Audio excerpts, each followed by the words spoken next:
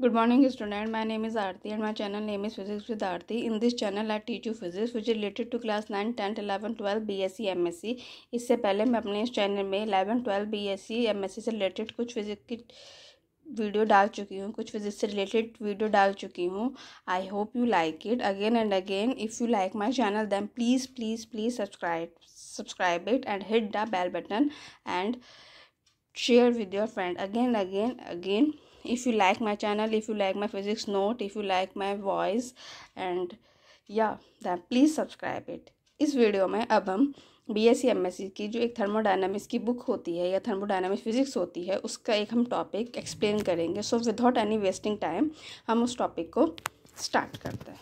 या अगेन, जय माँ सरस्वती, श्री गणेश नमः. अब जैसे कि जिसने मेरी इससे पहले वीडियो देख रखी हैं उन्हें ये चीज़ पता है कि मैं मेरी कुछ वीडियो में शुरुआत में ही मैंने अपना उसमें जय माँ सरस्वती श्री गणेश नमः लिखा है बिकॉज मैं धार्मिक हूँ. ये चीज़ आपको पता ही है. अगेन आरती इसलिए लिखा है क्योंकि मेरे नोट्स हैं. क्लास BSc MSc लिखा है क्योंकि मेरा ये जो चैनल है किसी एक पर्टिकुलर क्लास के लिए नहीं है, 9, 10, 11, 12 BSc MSc के लिए. तो इसलिए आप लोगों को कन्फ्यूज़न ना हो इसलिए मैंने BSc MSc लिख रखा है और सब्जेक्ट यहाँ पर मेरा थर्मोडायनामिक्स फिजिक्स है. तो थर्मोडायनामिक्स फिजिक्स में BSc MSc से रिलेटेड एक टॉपिक होता है ये kinetic theory of matter. Kinetic theory of matter क्या होता है ये देखिए. काइनेटिक को हिंदी में गतिकी कहते हैं, थ्योरी को सिद्धांत कहते हैं, मैटर को पदार्थ कहते हैं. ठीक है. इंग्लिश मीडियम वाले बच्चों के लिए तो प्रॉफिट है क्योंकि नोट्स बन रहे हैं. और जिसको पता है, ये जिसने मेरे इससे पहले वीडियो देख रखी है उसे पता है कि मैं इंग्लिश में तो एक्सप्लेन करती ही हूँ, साथ में हिंदी में भी करती हूँ ताकि जो हिंदी मीडियम के बच्चे सुन रहे हैं उनका टॉपिक क्लियर हो जाए. तो let's begin start. There is a close relationship between heat and mechanical energy. एक क्लोज रिलेशनशिप होता है हीट मतलब ऊष्मा और मैकेनिकल एनर्जी के बीच. The nature of this relationship, इस स्वभाव को जो रिलेशनशिप होता है वो किसने दिया था? वो काइनेटिक थ्योरी ऑफ मैटर ने दिया था. कोई भी जो थ्योरी होती है वो दो सिद्धांतों पे बेस होती है. तो ये जो थ्योरी है हमारे दो सिद्धांतों पे, पोस्टुलेट के हिंदी में कहते हैं दो सिद्धांत, ये दो सिद्धांतों पे बेस होती है. पहला, matter is not continuous. Matter continuous नहीं होता है but consist of a very small particle. लेकिन बहुत छोटे छोटे स्मॉल पार्टिकलों से मिलकर बना होता है जो कि in large number called molecule. जब ये छोटे पार्टिकल एक बड़ी संख्या में मिलते हैं तो हम उन्हें क्या कहते हैं? मॉलिक्यूल. सेकेंड होता है the molecule are in a state of continuous motion. जब मॉलिक्यूल होते हैं लगातार अपनी कंटिन्यूस होता है, लगातार मोशन में होते हैं. That is they move haphazardly. Haphazardly को मतलब कहते हैं इधर उधर. विद ग्रेट स्पीड मतलब बहुत तेज स्पीड से. इन ऑल डायरेक्शन, सभी दिशाओं में. The freedom of movement of the molecule is different. ये जो फ्रीडम होती है, स्वतंत्रता कहते हैं जिसे, और मूवमेंट इनकी चलना, मूवमेंट मतलब चलना ऑफ द मॉलिक्यूल का, ये डिफरेंट होता है इन 3 स्टेट ऑफ मैटर. वो अलग होता है 3 स्टेट ऑफ मैटर में. 3 स्टेट ऑफ मैटर कौन सी होती है? मैटर को हिंदी में कहते हैं पदार्थ. पहली होती है सॉलिड, फिर लिक्विड और गैस. तो ये हुई हमारी काइनेटिक थ्योरी ऑफ मैटर जो कि BSc में MSc में भी पूछ ली जाती है कि what is the kinetic theory of matter और इसकी 2 सिद्धांत. ठीक है, किस पे बेस, इसकी 2 पोस्टुलेट बताइए. अब उसके बाद आपसे ये भी पूछा जाता है BSc में कि ये बताइए कि on the basis of the kinetic theory 3 state of matter को एक्सप्लेन कीजिए. तो ये है on the basis of the kinetic theory 3 state of matter are explain in the following way. Kinetic theory के बेस पर हम 3 स्टेट ऑफ मैटर को इन the flowing veg तरीके से हम एक्सप्रेस करेंगे, मतलब एक्सप्लेन करेंगे. ठीक. पहला होता है सॉलिड. सॉलिड को हिंदी में कहते हैं ठोस. In solid molecules are densely packed. इस सॉलिड में मॉलिक्यूल्स जो होते हैं बहुत डेंसली पैक्ड, मतलब उनके बीच डिस्टेंस नहीं होता है मॉलिक्यूल्स के बीच. And exert a large cohesive force on each other. और एक दूसरे के ऊपर लार्ज कोहेसिव फोर्स लगाते हैं. कोहेसिव फोर्स को कहते हैं संयोजन बल कहते हैं. ये फोर्स क्या होता है? ये एक अट्रैक्टिव फोर्स होता है जो 2 मॉलिक्यूल के बीच लगता है. और ये किस में मिलता है कोहेसिव फोर्स? ये सॉलिड और लिक्विड में मिलता है, जो कि आपको आगे जाके देखे जाएगा. In this way molecules are nearly fixed in their position.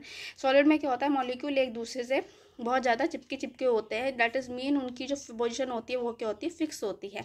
And can only oscillate about their mean position. और सिर्फ अपनी मीन मतलब फिक्स पोजीशन में ही ऑसिलेट करते रहते हैं. This explain why a solid has a definite shape and volume. जब वो अपनी मीन पोजीशन पे ही ऑसिलेट करते रहेंगे तो उनकी जो क्या होगी? शेप को कहते हैं हिंदी में आकार. उनका जो आकार होगा वो निश्चित होगा. और जो वॉल्यूम जिसे हिंदी में कहता है आयतन, वो भी हमारा एक निश्चित होगा. तो ये हमने सॉलिड को एक्सप्लेन किया on the basis of the kinetic theory of matter. अब इसके आगे भी और है, देखिए सॉलिड ही है ये भी कि when a solid is heated, जब हम सॉलिड को हीट करते हैं, इट्स मॉलिक्यूल गेन एनर्जी, इसके मॉलिक्यूल क्या करते हैं, एनर्जी गेन कर लेते हैं। जो distance between the equilibrium position and distance between the their equilibrium position increase, और उनके बीच का क्या होता है, इक्विलिब्रियम पोजीशन क्या होती है, इंक्रीज हो जाती है। It causes the solid body to expand, जिसके कारण सॉलिड बॉडी क्या होती है, एक्सपेंड मतलब फैल जाती है। And is known as thermal expansion, जिसे हिंदी में थर्मल कहते हैं ऊष्मीय, और एक्सपेंशन कहते हैं प्रसार। ऑन हीटिंग इट, यदि हम इसे दोबारा से गर्म करें, further the between the molecule become so large, जो मॉलिक्यूल होते हैं फिर से फैल जाते हैं, मतलब अपनी फैल जाते हैं। So large that the force of attraction become negligible, जिसके कारण उनके बीच का जो फोर्स ऑफ अट्रैक्शन होता है वो क्या हो जाता है, नगण्य हो जाता है। नेग्लिजिबल मतलब को हिंदी में कहते हैं नगण्य, बहुत कम हो जाता है। The molecule are free to move inside the solid, इसलिए जो मॉलिक्यूल होते हैं सॉलिड के अंदर गति करने के लिए क्या होता है, स्वतंत्र होते हैं। Which now turn into liquid, जिसके कारण हमारा जो सॉलिड होता है किस में टर्न मतलब परिवर्तित किस में हो गया, लिक्विड में। This is known as melting of solid, इसको हम क्या कहते हैं, मेल्टिंग ऑफ सॉलिड। ठीक, तो यहाँ ये हुआ हमारा सॉलिड एक्सप्लेन। अब नेक्स्ट है हमारा the molecule in liquid are further apart than in solid. जो मॉलिक्यूल होते हैं लिक्विड के, वो सॉलिड के जो मॉलिक्यूल होते हैं उसकी तुलना में कंपैरिजन में ज़्यादा दूर दूर होते हैं। Attract each other with small force of attraction. देखो, कोहेसिव फोर्स एक अट्रैक्टिव फोर्स होता है। जब उसके मॉलिक्यूल दूर दूर होंगे तो जो उसका कोहेसन नेचर होगा, या जिसका कोहेसिव फोर्स क्या होगा, वो फोर्स होगा, क्या होगा वो कोहेसिव फोर्स, वो स्मॉलर होगा, जो कि मैंने लिख रखा है, attract each other with smaller force of attraction, with the smaller force of attraction, with the smaller force of cohesion. They cannot easily leave the liquid, ये लिक्विड को छोड़ते नहीं हैं, but they are free to move about anywhere, but कहीं भी move करने के लिए एक तरह से स्वतंत्र होता है within the लिक्विड के अंदर। which explain why a liquid has a definite volume, जिसके कारण लिक्विड का एक डेफिनेट वॉल्यूम होता है बट शेप नहीं होती है, क्योंकि यहाँ पे कहते हैं फ्री टू मूव लिक्विड, क्योंकि ये जो फ्री होते हैं move about anywhere with in the liquid, और इसी के कारण इनकी जो शेप, इनका जो वॉल्यूम होता है वो एक डेफिनेट वॉल्यूम होता है, पर जो शेप होती है वो डेफिनेट नहीं होती है। ठीक, तो ये हुआ हमारा लिक्विड के बाद हम आते हैं गैस क्या होती है। In a gas the molecule are much further apart, gas के जो मॉलिक्यूल होते हैं सॉलिड और गैस की तुलना में बहुत दूर दूर होते हैं, तो इसलिए जो हमारा कोहेसिव फोर्स होगा वो भी बहुत थोड़ा सा होगा, क्योंकि कोहेसिव फोर्स का अट्रैक्टिव फोर्स है। जब वो दूसरे से दूर दूर होंगे तो उनका अट्रैक्टिव फोर्स क्या हो जाएगा, कम हो जाएगा, जिससे कारण कोहेसिव फोर्स भी कम हो जाएगा। और मैंने आपसे ये भी कहा था कि जो कोहेसिव फोर्स होता है वो सॉलिड और लिक्विड में लगता है, डेट्स वाई, क्योंकि वो अट्रैक्टिव फोर्स होता है, और गैस में वो लगता ही नहीं है, या फिर कहो एकदम नेग्लिजिबल लगता है, अगर लगता भी तो एकदम ना के बराबर। And the cohesive force of attraction is almost negligible, जो कोहेसिव फोर्स होता है वो क्या होता है, नेग्लिजिबल होता है। So the molecules are free to move about over the entire space available, इसलिए जो मॉलिक्यूल होते हैं वो मूव करने के लिए अवेलेबल होते हैं, मतलब उपलब्ध होते हैं, क्योंकि इनके बीच इसके जो मॉलिक्यूल होते हैं बहुत दूर दूर होते हैं। This is why a gas has neither a shape, यही रीज़न है कि गैस की ना तो कोई शेप होती है, नॉर वॉल्यूम, और ना ही कोई वॉल्यूम होता ऑफ इट्स ऑन, उसका अपना ना तो कोई वॉल्यूम होती है ना ही कोई शेप होता है। तो यहाँ पे हमने तीनों एक्सप्लेन कर दिए on the basis of the kinetic theory पे, सॉलिड, लिक्विड और गैस। अब आपसे ये पूछा जाता है एज अ बीएससी में कि काइनेटिक थ्योरी ऑफ गैस बताओ, कि फंडामेंटल असम्पशन बताओ काइनेटिक थ्योरी ऑफ गैसेस। तो ये देखिए, काइनेटिक थ्योरी ऑफ गैसेस क्या होती है। The fundamental assumption of the kinetic theory of gases are as follows. जो फंडामेंटल अजम्पशन होते हैं काइनेटिक थ्योरी ऑफ गैस के, वो एज फॉलोज होते हैं। पहला assumption, all the gases are made up of small particle, सारे गैसेज छोटे छोटे स्मॉल पार्टिकल से मिलकर बनी होती है, जिसे हम मॉलिक्यूल्स कहते हैं। जो the molecule of the gas are identical to each other, जो मॉलिक्यूल ऑफ गैस होता है आइडेंटिकल को हिंदी में कहते हैं एक समान, एक जैसे होते हैं ईच अदर्स में, एंड आर परफेक्टली रिजिड, इसलिए वो पूर्णतः रिजिड कठोर होते हैं। इलास्टिक स्फीयर होते हैं, इलास्टिक होता है, और एक होता है इनइलास्टिक। इलास्टिक का एग्जांपल होती है हमारी रबड़, जिसे अगर हम खींच के छोड़ दें तो वो वापस अपनी कंडीशन में आ जाएगी। और इनइलास्टिक का होता है प्लास्टिक, क्योंकि अगर प्लास्टिक को अगर खींचें और उसे छोड़ें तो अपने वापस कंडीशन में नहीं आ पाएगा, तो उससे कहते हैं inelastic.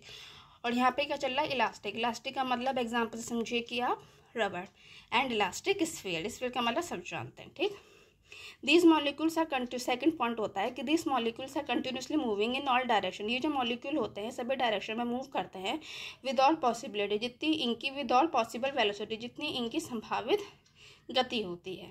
Third point, during this motion the molecule collide with each other. जब वो मूव करेंगे तो वो कोलाइड मतलब टकराना कहते हैं, टक्कर कहते हैं, दूसरे को टक्कर करेंगे। And also with the wall of containing vessel. अब जिसके अंदर हैं, जिस वेजल के अंदर हैं, वेजल को हिंदी में पात्र कहते हैं, वॉल्स मतलब दीवार, तो जिसमें वो रखा गया है तो उसमें भी वो कोलाइड करेंगे। ऑल्सो लिख रखा ना, मतलब उसमें भी कोलाइड करेंगे। फिर उसके बाद आता है fourth point, the collision are perfectly elastic. जो इनका कॉलिजन होता है वो परफेक्टली क्या होता है, इलास्टिक होता है। ठीक, कॉलिजन मतलब टक्कर, are perfectly elastic and there are no force of attraction and repulsion between the molecules. और उसके जो मॉलिक्यूल के बीच ना तो अट्रैक्शन आकर्षण होता है और रिपल्शन ना ही प्रतिकर्षण होता है। ये हुआ हमारा फोर्थ पॉइंट। अब आता है fifth point, the duration of a collision is negligible small. जो इनके बीच का जो ड्यूरेशन मतलब कहते हैं समय अंतराल हिंदी में, वो बहुत कम होता है in comparison to the time spend by the molecule between the collision. किसकी तुलना में, जो टाइम स्पेंड मतलब व्यतीत हुआ है मॉलिक्यूल के द्वारा बिटवीन कॉलिजन में। ठीक, ये हुआ हमारा फिफ्थ पॉइंट। अब इसके बाद आता है सिक्स्थ पॉइंट, है molecule move in a straight line. Molecule जो होता है वो स्ट्रेट लाइन में चलते हैं विद यूनिफॉर्म वेलोसिटी, अपनी एक नियत गति में, बिटवीन एनी टू कॉलिजन, जो किसी दो कॉलिजन में लगता है। The distance between two collision is called the free path of molecule. जो दूरी होती है दो कॉलिजनों की उसे हम कहते हैं free path of molecule. Free मतलब मुक्त, पाथ मतलब रास्ता, ऑफ मॉलिक्यूल। ठीक, and it's average value is called mean free path. और उसकी जो एक औसत वैल्यू होती है वो होती है हमारी मीन फ्री पाथ। ठीक, तो यहाँ हमारी क्या एक्सप्लेन हो गई, यहाँ हमारी काइनेटिक थ्योरी ऑफ गैस हो गई, जो कि बीएससी के पर्पज से मोस्ट इंपॉर्टेंट है और एमएससी के लिए भी क्लियर हो जाता है कि what is the kinetic theory of gases. तो इसके हमने कितने पॉइंट करवा दिए, 1 2 3 4 5 6। तो ये इसकी हमारी 6 क्या हो गए, 6 इसके हमारे हो गए फंडामेंटल अजम्पशन, जो कि एज अ बीएससी में पूछा जाता है। तो इस टॉपिक में हमने थर्मोडायनामिक्स का काइनेटिक थ्योरी बता दी, क्या होती है काइनेटिक थ्योरी ऑफ मैटर, उसके बेस पर हमने सॉलिड लिक्विड गैस पढ़ा दिए, और फिर उसके बाद काइनेटिक थ्योरी ऑफ गैस करा दी। ठीक, क्योंकि बीएससी से रिलेटेड बहुत सारे टॉपिक हैं और मैं चाहती हूँ कि आपका फिजिक्स से रिलेटेड एक एक टॉपिक क्लियर हो और फिजिक्स आपको पैनिक ना लगे, तो इसलिए मैं बीएससी के सारे टॉपिक एक साथ क्लियर ना करा के इन्हें छोटे छोटे टाइम इंटरवल में आपको क्लियर कराऊंगी, ताकि आपकी प्रॉब्लम सॉल्व हो सके। और यदि आपको इस वीडियो से रिलेटेड कुछ भी क्वेरी हो या कुछ आपको समझ में नहीं आया हो तो आप कमेंट बॉक्स पे कमेंट कर सकते हैं। And again please subscribe my channel, क्योंकि यदि आप मेरे चैनल को सब्सक्राइब करेंगे तभी मुझे मोटिवेट मिलेगा और तभी मैं इससे रिलेटेड आगे की वीडियो बनाती रहूँगी। ठीक, अगेन अगर आपको कुछ भी पूछना हो बीएससी से रिलेटेड, बीएससी एमएससी से रिलेटेड, बीएससी एमएससी का जो फिजिक्स से रिलेटेड कुछ भी पूछना हो तो कमेंट बॉक्स पे कमेंट कर सकते हैं। और ऐसा नहीं है कि बीएससी एमएससी के स्टूडेंट सुन रहे हैं तो वही इसमें कमेंट कर सकते हैं। 9 10 11 12 के भी सुन रहे हैं तो वो भी अपने फिजिक्स से रिलेटेड कोई भी टॉपिक कमेंट बॉक्स पे कमेंट करके लिख सकते हैं। अगेन चाहे बीएससी का स्टूडेंट हो, चाहे एमएससी का स्टूडेंट सुन रहा हो, चाहे 9 10 11 12 का स्टूडेंट सुन रहा हो, कमेंट बॉक्स पे कमेंट करके आपको भी लिखना पड़ेगा, तभी मैं आपको बता सकूँगी कि तभी मैं आपकी क्वेरी को सॉल्व करूँगी। पर अगेन कमेंट आपको ही करना पड़ेगा। और again please subscribe my channel, तभी मुझे मोटिवेट मिलेगा और तभी मैं इससे रिलेटेड आपकी वीडियो अगेन डाल सकूँगी। अगेन नेक्स्ट जो मेरी बीएससी की जो वीडियो चलेगी, इसके आगे अब हम अपने नेक्स्ट वीडियो में आपको जो क्लियर करेंगे वो होगा हमारा deduction of gas law from kinetic theory, जिसमें बहुत सारे लॉ हैं। पहला बॉयस लॉ है, चार्ल्स लॉ है, आवागाड्रो लॉ है, बहुत लॉ है, तो वो मैं अपनी नेक्स्ट वीडियो में क्लियर करूँगी। So again and again, if you like my channel, if you like my voice, if you like my physics note, if you understand my physics notes, my voice, then please subscribe my channel, hit the like button and share with your friend, क्योंकि इसमें आपका भी profit है कि आपको एक notes मिल सकेंगे BSc के फिजिक्स से रिलेटेड, एंड अगेन मुझे भी मोटिवेट हो सकेगा ताकि मैं आपको बीएससी से फिजिक्स से रिलेटेड और टॉपिक की वीडियो डालूँगी। ठीक है, again and again, okay student, bye.